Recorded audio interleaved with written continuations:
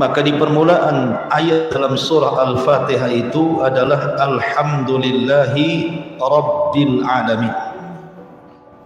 Segala puja dan puji hanya milik Allah, Rabb semesta alam. Artinya Allah subhanahu wa ta'ala Rabb bagi seluruh alam yang diciptakannya. Di sana ada alam manusia, di sana ada alam malaikat, di sana ada alam hewan-hewan, binatang-binatang dan semacamnya, termasuk juga di sana ada alam jin. Semua adalah ciptaan Allah subhanahu wa ta'ala. Nah, di antara alam-alam yang diciptakan Allah subhanahu wa ta'ala, ada yang ada hubung kait dengan manusia, seperti alam malaikat. Itu tidak lepas dalam kehidupan mereka dengan manusia, karena Allah subhanahu wa ta'ala menciptakan malaikat itu salah satu tugasnya adalah untuk menjaga manusia, melindungi manusia, menurunkan wahyu kepada Rasul untuk menjadi hidayah bagi manusia, hadir di majlis-majlis ilmu, hadir di tempat-tempat yang baik yang dilakukan oleh manusia. Lah begitu juga alam jin. Sebagian jin itu juga hidup bersama manusia, sehingga dikatakan oleh Imam Ibnu Abdul Bar rahimahullahu ta'ala ketika menyebutkan tentang pembagian jin menurut ahli kalam, beliau mengatakan bahwa kalimat jin apabila diitlakkan berarti maksudnya adalah jin, makhluk selain daripada manusia. Tetapi kemudian kalau seandainya jin ini hidup bersama manusia, namanya disebut amir, atau jamannya ammar atau awamir. Kalau seandainya dia mengganggu anak-anak, maka disebut arwah. Kalau seandainya dia kemudian jahat dan menentang perintah Allah, maka disebut syaitan. Kalau kejahatannya meningkat, maka disebut marid. Dan kalau jahat sekali disebut ifrit, atau jamannya afarid. Dan dia adalah langsung bawahan daripada iblis. Ada juga mengistilahkan dengan kalimat ghaul. Ghaul itu jin yang fasik atau jin yang kafir yang suka menakut-nakuti manusia. Biasanya menggunakan media-media di sekitar kita untuk menakut-nakuti kita. Seperti umpamanya masuk ke gorden, goyang-goyang gordennya, akhirnya bulu kuduk berdiri, padahal ada anak kucing di situ. Atau dia masuk lewat media angin, dibuatnya ribut spandek gitu, berang-bereng supaya takut orang itu. Atau masuk pada media bayangan, ada pohon gitu ya, ada bayangan seolah-olah menakutkan, maka juga masuk pada media seperti itu. Dan kalau orang-orangnya ini penakut, maka semua jadi setan, yang listriknya jadi setan. Coba saja orang-orang penakut itu ya, nengok pohon pisang aja kayak setan. Ya memang ada setannya di situ, karena gaul itu memang menggunakan media-media untuk menakut-nakuti manusia dan merusak akidahnya.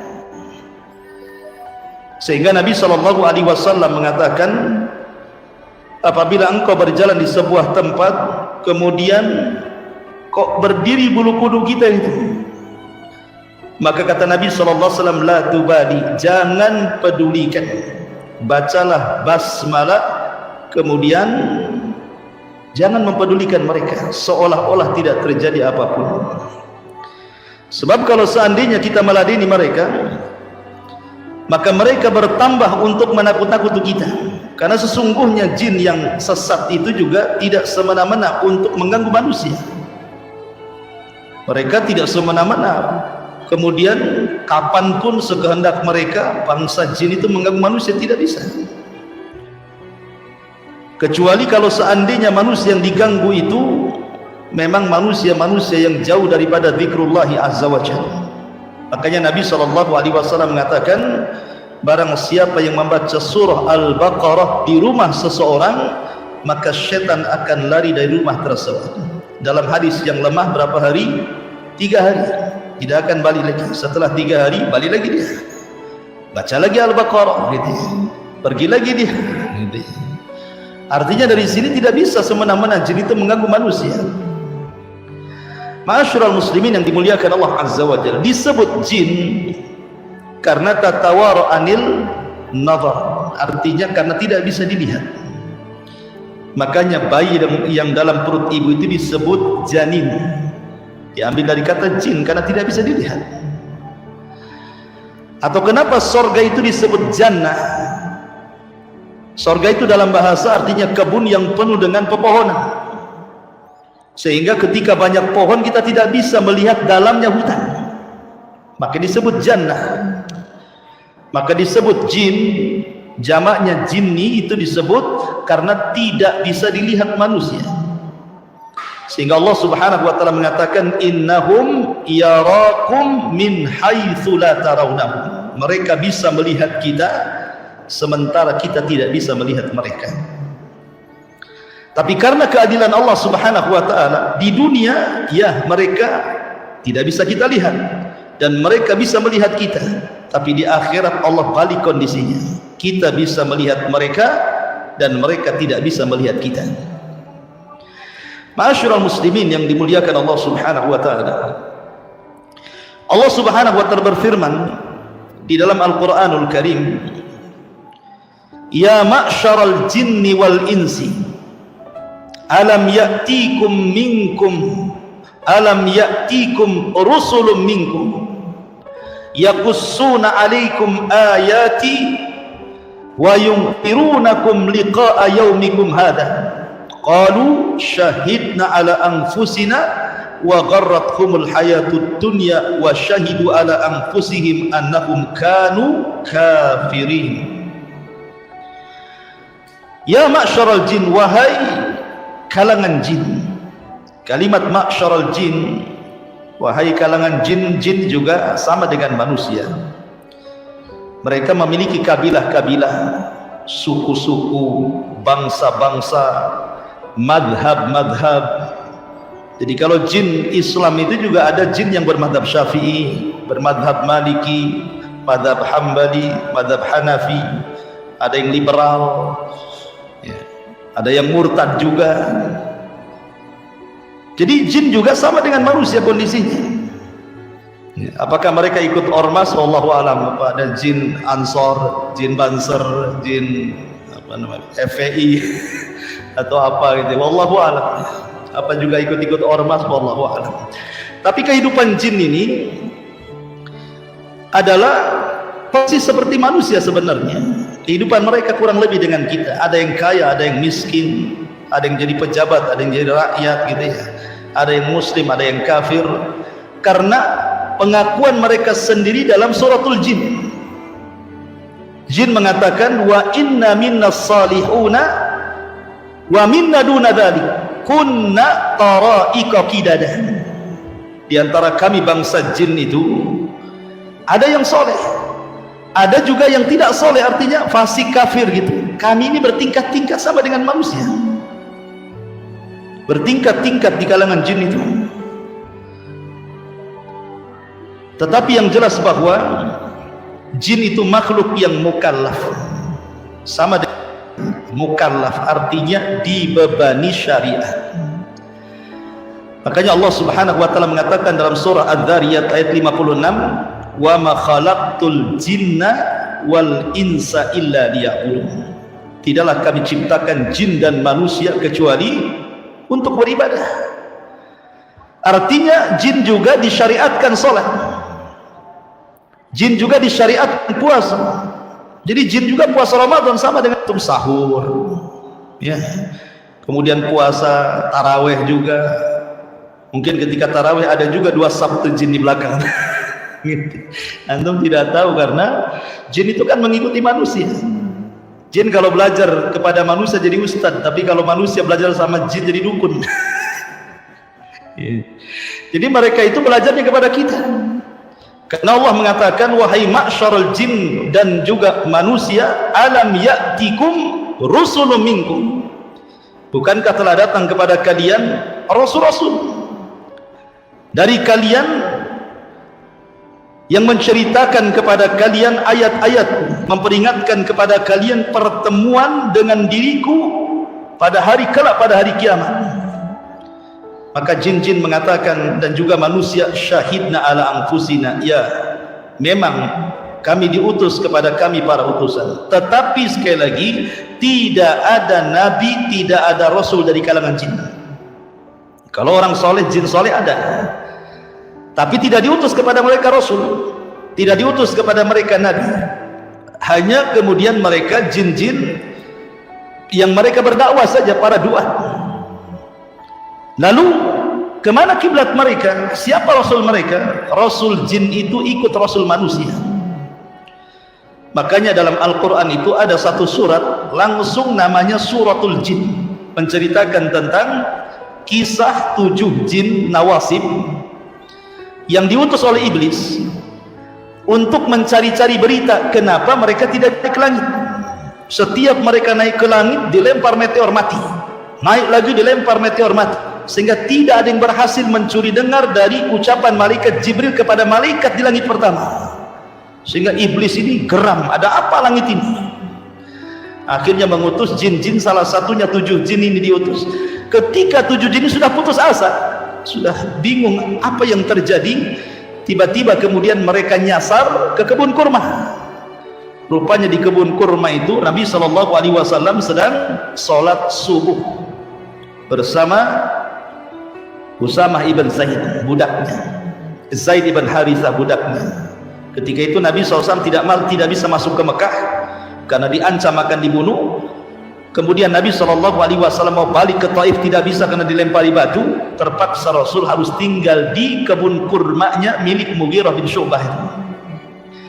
Lah ketika Nabi SAW sedang sholat subuh, kemudian membacakan ayat Al-Quran, 7 jin nasibin ini mendengarkan. Ketika mendengarkan ayat Al-Quran, sekali baca dan sekali dengar bisa beriman. Oh, hebatnya jin itu. Tidak nunggu harus dijelaskan dulu ayatnya, tidak harus kemudian dijelaskan tafsirnya, hanya cukup mendengar ayat yang dibacakan Rasul langsung beriman. Makanya Allah Subhanahu wa taala gambarkan di dalam Al-Qur'anul Karim, walaqad uhiya ilayya annahu istama'a nafarun minal jinni faqalu inna sami'na qur'anan ajaba yahdi ila rusdi fa amanna bi.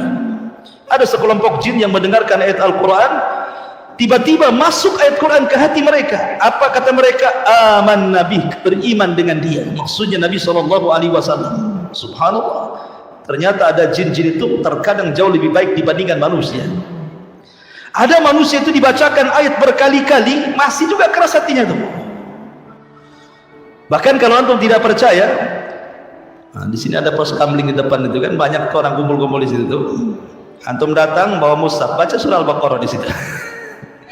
Kira-kira dengar atau kabur orang tuh? Kalau satu, wah ini memang bapaknya jin ini. Ya, ternyata manusia itu ada juga yang dibacakan Quran lari, saya kira setan saja. Ya. Tetapi lihat, ada jin-jin itu hanya sekali dengar tapi beriman. Dan mereka adalah sahabat-sahabat Rasul yang pertama dari kalangan jin.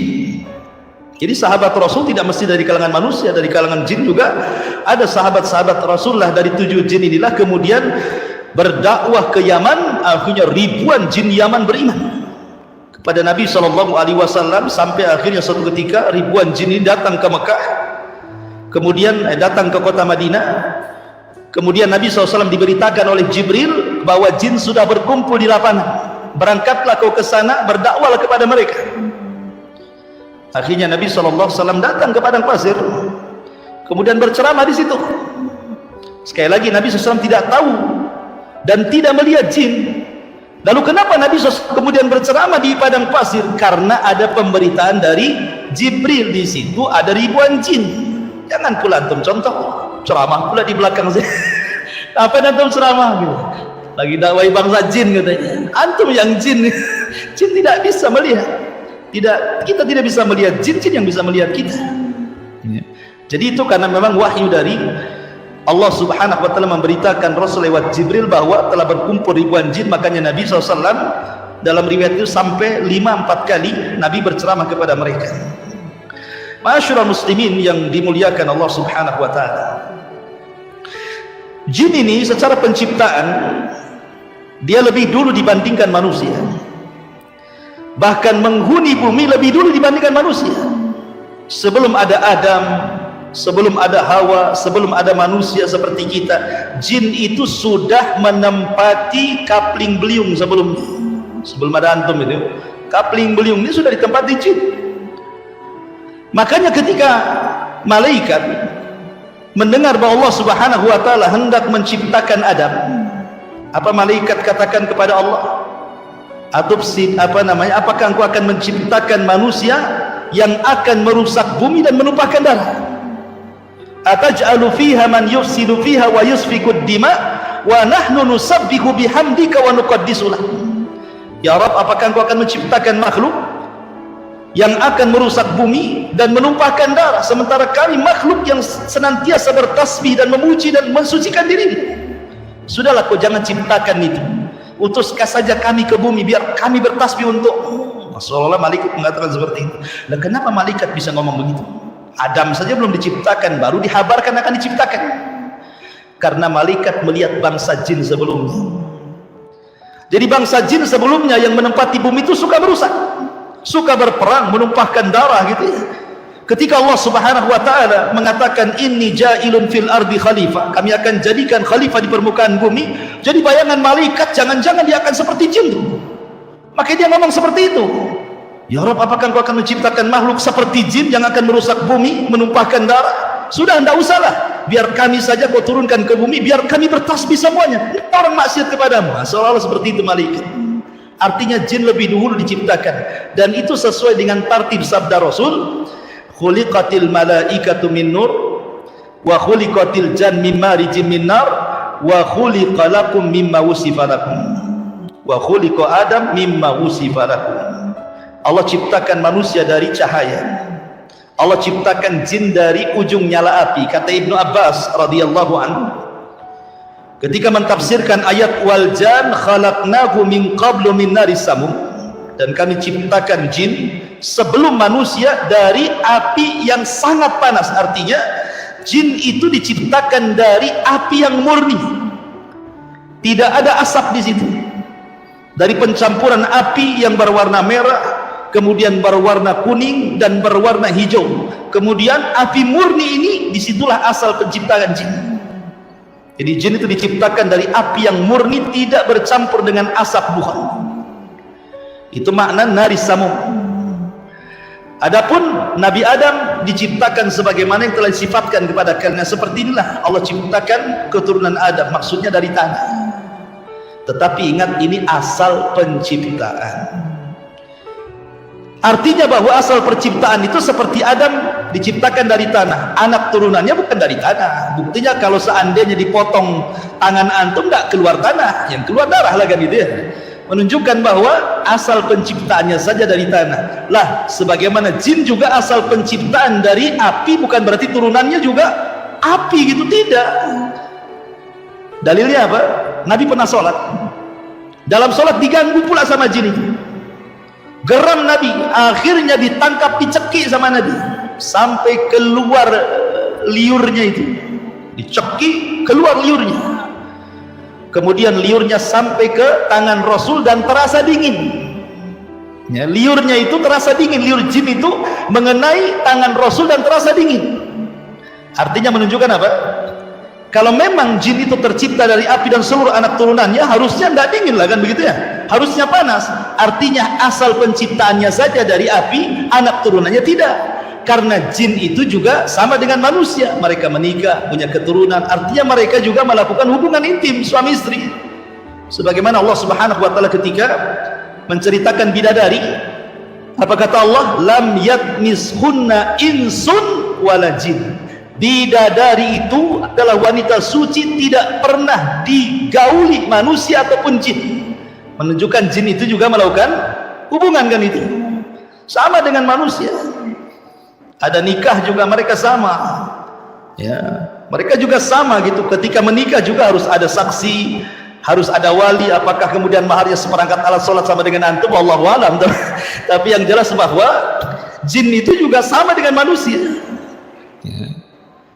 Kalau antum kan seperangkat alat sholat ya. Seperangkat alat sholat.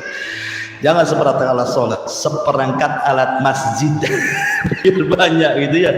Biar corongnya, amplinya gitu ya, tiangnya gitu. Jadi satu masjid maharnya. Ma'asyiral muslimin yang dimuliakan Allah Subhanahu wa taala. Jadi asal penciptaan jin itu dari api yang murni dan diciptakan sebelum manusia.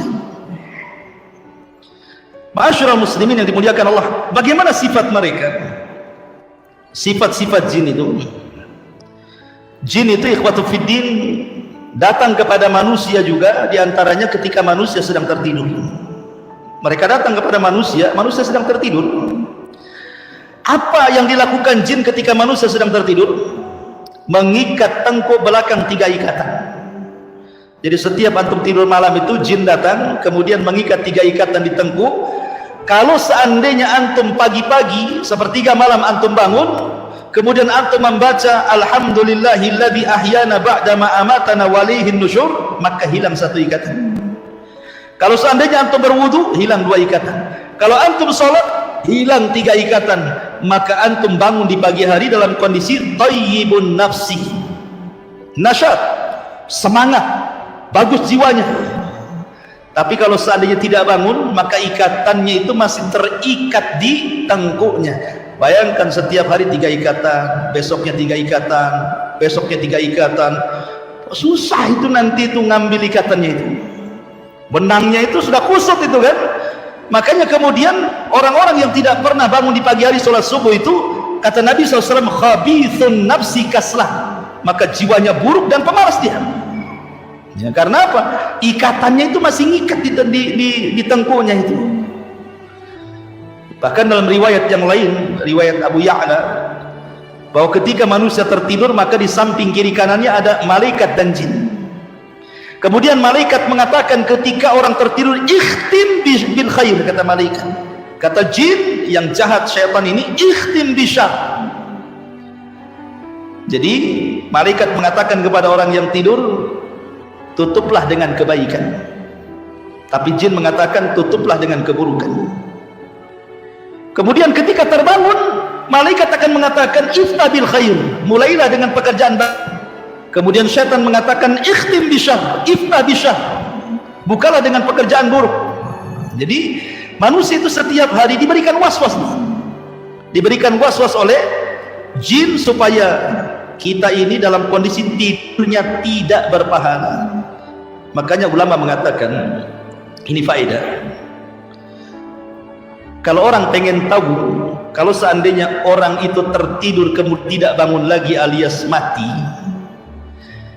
apakah dia di atas husnul khatimah ataukah di atas su'ul khatimah?